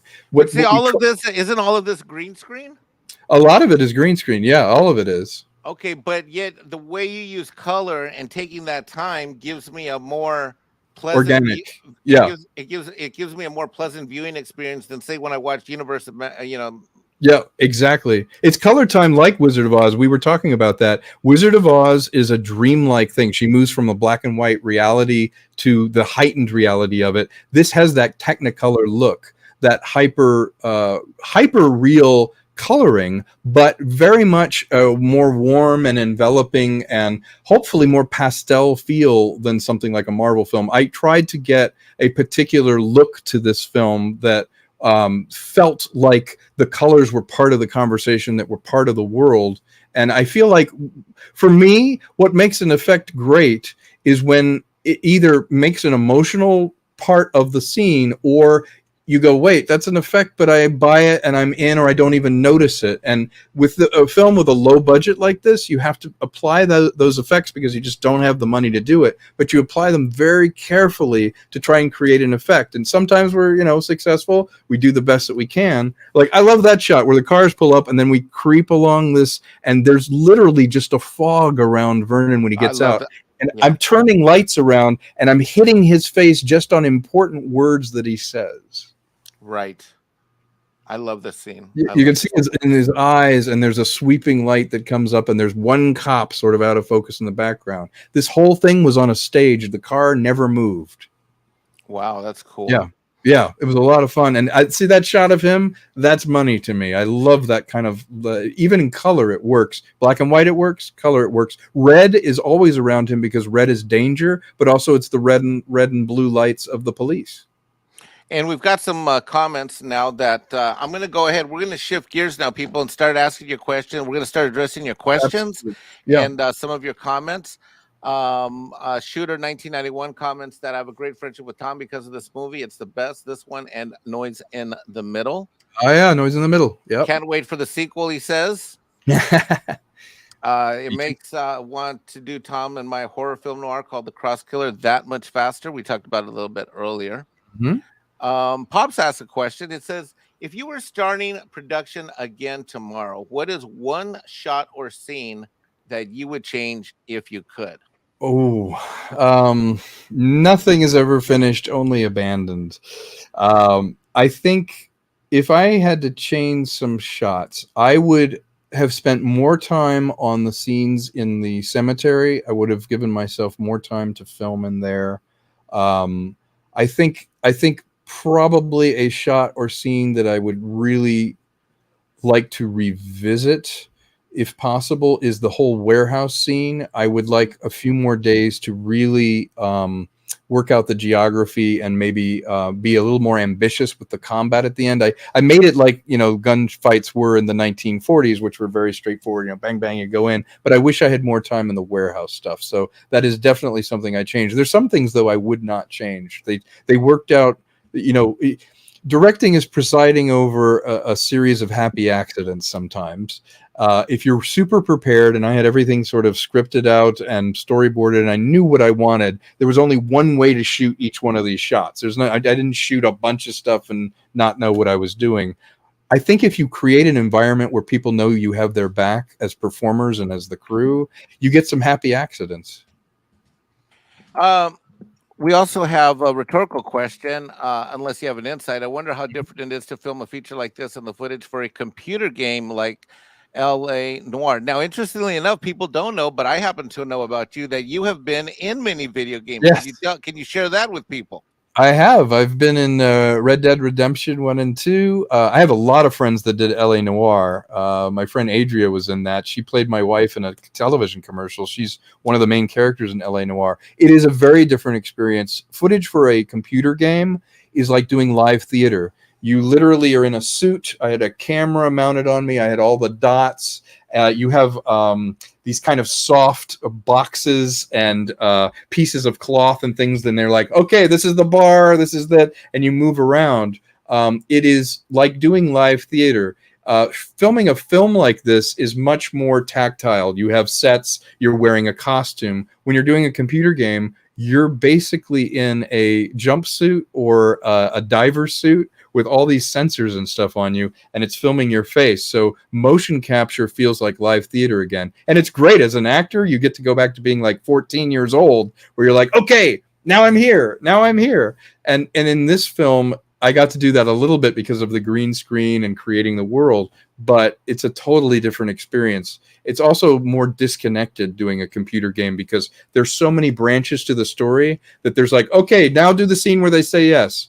Okay, now do the scene where they say no. Now do the scene where they shoot you, So there's so many different branches. It's like a very complex puzzle to do a computer game. In a movie like mine, the puzzle is the script and working out the schedule, but when you actually do it, there's one resolution, there's one scene, there's not multiple choices.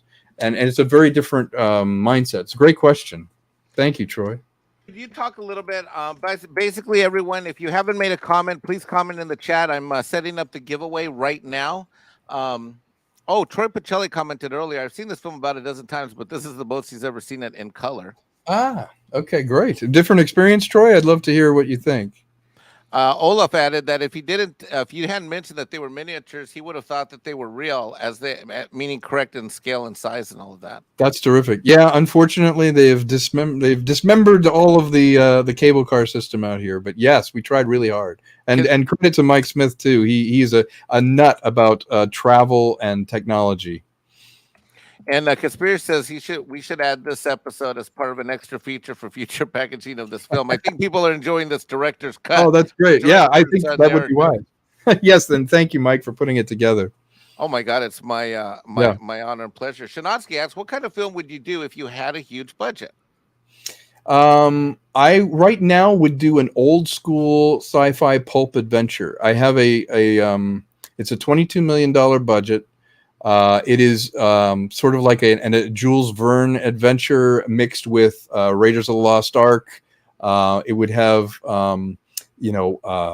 battles in it, and it would be like those pulp magazines, Doc Savage and all of that. I would love to make a original adventure movie. Also, I have another film called Test Drive, which is a contained space thriller set in a speeding car. I would love to have the budget to do that, but I have maybe 10 projects I'd love to do that require a bigger budget. Could you talk a little bit about the challenges that I'm going to bring up the challenges in making this film from a budgetary standpoint? I'd like to ask you two questions. Sure. One, a two-parted question. How much was the budget of this film? How did you put together the capital? And number two is, what were the biggest obstacles aside from money in making this film? Great questions. The budget, when all was said and done, and I include, promotion and delivery and everything on it, the budget was around $200,000. And that really was an equity investment. I did a little bit of crowdfunding to kind of get it started, but it didn't get us very far. We raised about 10,000, maybe 15. I found some equity investors that went ahead and did it, and they made their money back. The biggest obstacle, other than the money, was resources. I called in every marker I had. I've been really lucky. I've been doing this for 20, 25 years, so I know great actors. I know great crew. It was finding out their availability, asking them, can I fall on your sword? And if I do this, can I ask you to, at a cut rate, would you help me do this dream of mine of this film? And so many people stepped up and did it. The obstacles were always time. You never have enough time to do what you need to do. Everyone will tell you that, you're battling against that. And just getting it physically done with the people was super tiring. So I think during the process of making it, it was a grueling experience. I loved every second of it. I love making movies. I loved acting in it. I love writing movies. Directing for me, though, doesn't feel like work. It just comes effortlessly. I make 1,000 decisions in an hour, and I love it. The other struggle was in post-production. Took a long time because we didn't have the resources, we didn't have the people. So it really came down to Mike Smith and I seeing it across the finish line, and that was a real obstacle because I got a lot of anxiety that would this thing ever get done, and when it did, I was so happy. What was the time process like from beginning to end to get it done? From like walk us through broadly the year. Like what year did you start writing this? How long did it take to get the script together? Then, walk us through the life. Like if it were Absolutely. a baby, when was the baby born? Yeah. And when did the baby get to film? Exactly. I started thinking about doing it in 2012 and worked on the script for almost a year, worked with Brittany on it. We would read it as actors, we'd write lines and come up with structure on cards and things. And then I had definite ideas that I wanted in the story. And the story started to shape itself after about 10 or 11 drafts. It started to really feel good. And then I would say a year later, we started to really look at shooting the first 10 minutes or so. And I think for me, once we started rolling on that, it was a matter of logistics. So we spread things out from 2015 to Tom, about. I'm sorry to interrupt you. Could you make me a moderator on your thing so I can we got some bots coming in, some porn bots, and I just Okay, of course. Or you zap them or make me a mod and I'll zap them. Either way. I'll zap them. Okay. Although it looks like a really good deal. But you know what? The thing for me too was this thing really gave birth around 2016, 2017. We were really shooting intensely, and we finally got some blocks where, okay, let's shoot everything. Let's get Vernon in here. Let's shoot in the cemetery. Let's shoot everything in the green screen stage. Everything got wrapped up after that 18 days. It was spread out over a long period of time. And then the post process was at least a year, getting the music done, doing the edit. I did the edit with Mike, and we had Locked Picture, and then we went to Monkeyland Audio to do the sound, and I had copious notes on that. Then we did a final hone on that, and then you have the whole adventure of getting a distributor and doing what you need to do to get the movie out there, and then delivering the movie with all the elements they need. They need sound effects, they need the captioning and all that. So the birthing process on this was about 6 years. Wow. Yeah. Wow. So yeah, I look at that and it's like, that's me in 2017, no beard, a lot thinner, a lot younger. And it was your analogy of giving birth was very true. Yeah, it was birthing a baby. It's like managing a small war. I say you put everyone around a hole, and then you just got to push everybody in the hole at the same time. Yeah, well, tough guy. Yeah, Brittany. Okay, you know what? Yeah, yeah, poor guy.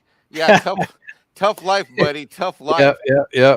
It was a lot of fun working with everybody. We had no fights. We had no conflicts on the set. I'm proud of that. Some people think the only way you can create is in conflict, or you have to fire somebody to show that you're the boss. If you're really the boss, you can be cool. You can be nice. It's much easier and much better to enroll people in what you're doing. If I'm clear of my vision and people know that I have their back, they will follow you. Well, ladies and gentlemen, it's time for the giveaway. All right. You ready? You ready for that? Let's do this thing. All right, hold on. Let's add this to the stream here. We've got the giveaway. I've gone through systematically everybody that made a comment tonight. And what's going to happen, I'm going to do a demo, and then here's what we're going to do. Because I know some people have come in and gone, what we're going to do is we're going to pick 5 winners, and we're going to pick 3 alternates, because I've done this before many times. Okay. And what I've often found is that what you're going to have to do, everybody, in order to be a winner and get this, what's going to happen is you got to send me on Twitter DM, either DM me on Twitter or send me an email. And if you want, Tom, I have a comment where I have my Twitter and my DM, my Twitter and all that stuff. If you can just pin that to the top or something. And what you're going to need to do is that if you're a winner, you got to send me where you want this, and we'll keep your contact information private. We don't even need your name if you don't want to give it to us, but we need an address. And so you'll send it to me. The way this is going to work is I'm going to order the copies of it, and then they're going to be shipped over to Tom, and then I'm going to have all the labels done, and he's literally just going to sign them however you want it signed. And so however you want your copy signed, he's going to sign it exactly the way you want. So if you want to say 2 Mexican Iron Man, he'll sign it 2 Mexican Iron Man. Okay. Yes, perfect. All right, so here we go. You ready, Tom? I am ready. Let's do this thing. Let's light this candle. Let's light this candle. All right, here we go.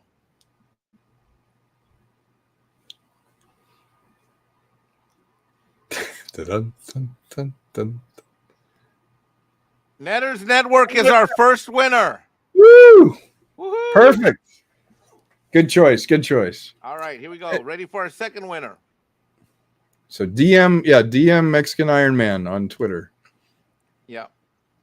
Our next winner is Dave Bob, who just got here. All right. Winner. Woo! He's like, what's going on? What'd I miss? Next winner. Come on, come on, come on. Here we go. Luck of the dice. Oh, Brett Cohen. There we go, Brett. Oh, Brett. Brett's going to be a good one because he's in Australia. I just sent some stuff to Australia a couple weeks ago. Oh, well, hopefully he's a Vernon Wells fan. There you go. That's 3, right? That's 3 so far, sir. All right.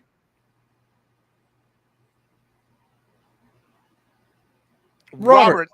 Yeah, perfect. Robert had some comments in there. Make sure you contact me.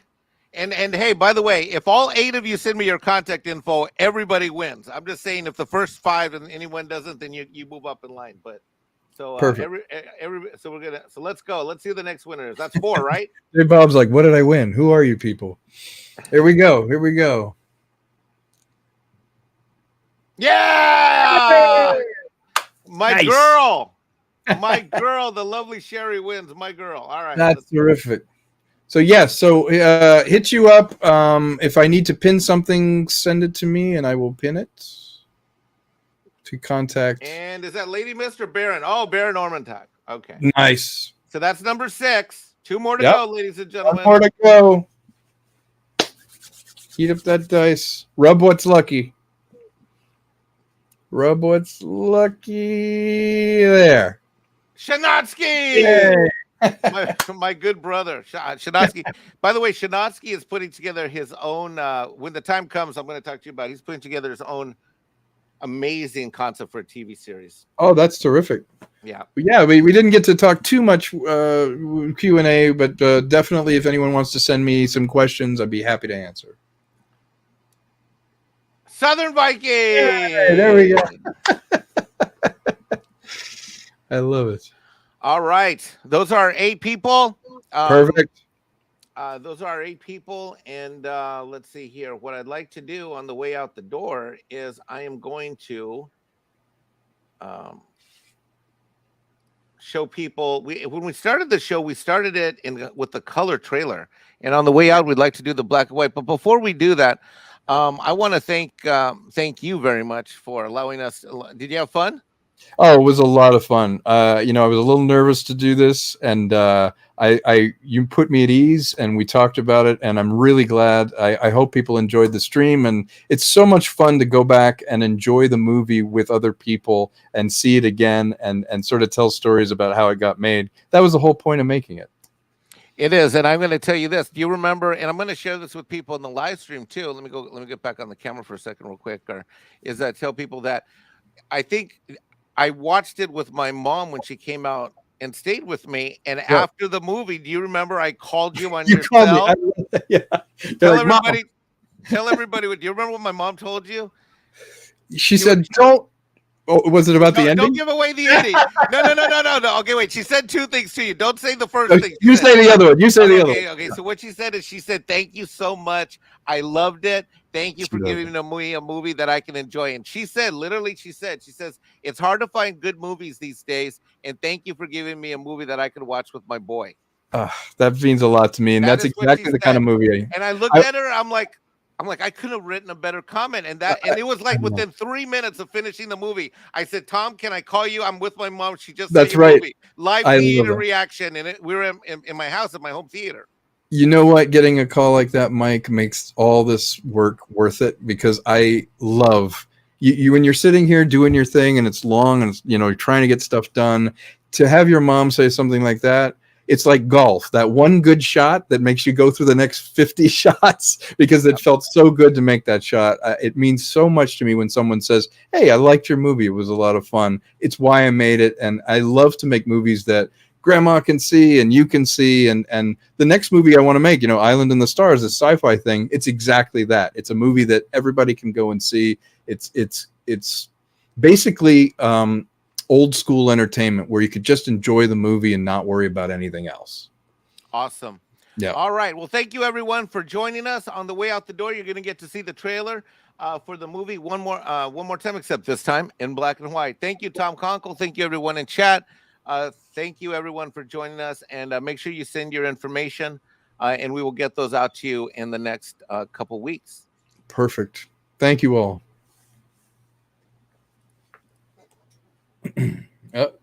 Sound.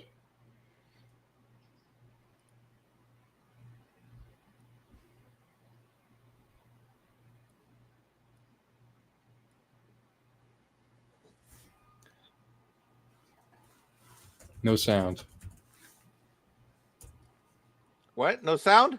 No sound. Uh-oh. I blew it. Let me go back. I didn't know that we didn't have sound. All right. Hold on. Here we go. Oh, sorry about that. Let me just reset it one more time.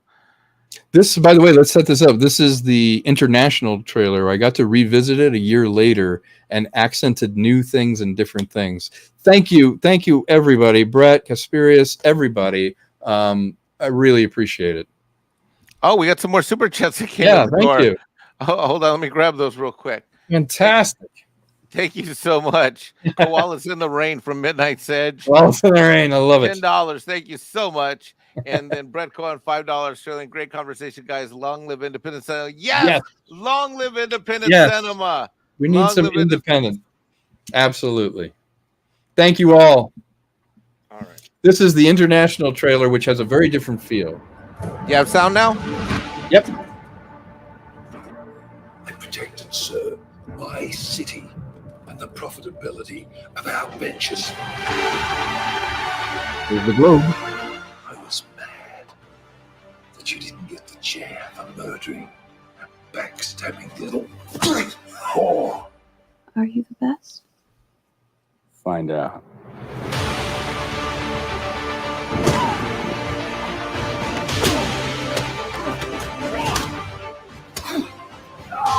There is one thing I control tonight. You may disappear.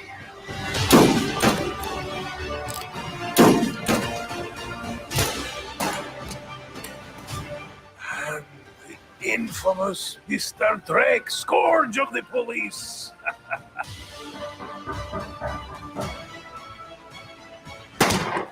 One no points bullet was put out on Roland Drake. What's the charge, sir? I'll come up with something.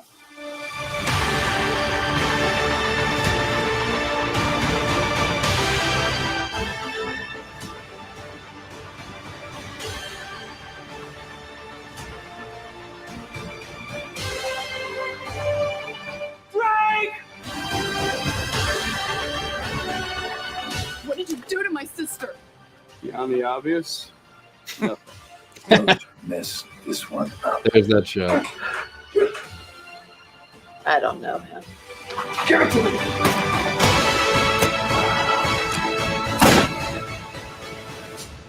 Am I understood? Yes, sir.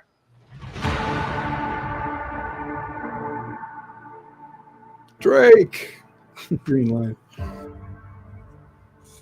There we go. I had fun putting that one together. Thank you, everyone, and good night. Thank you. Good night.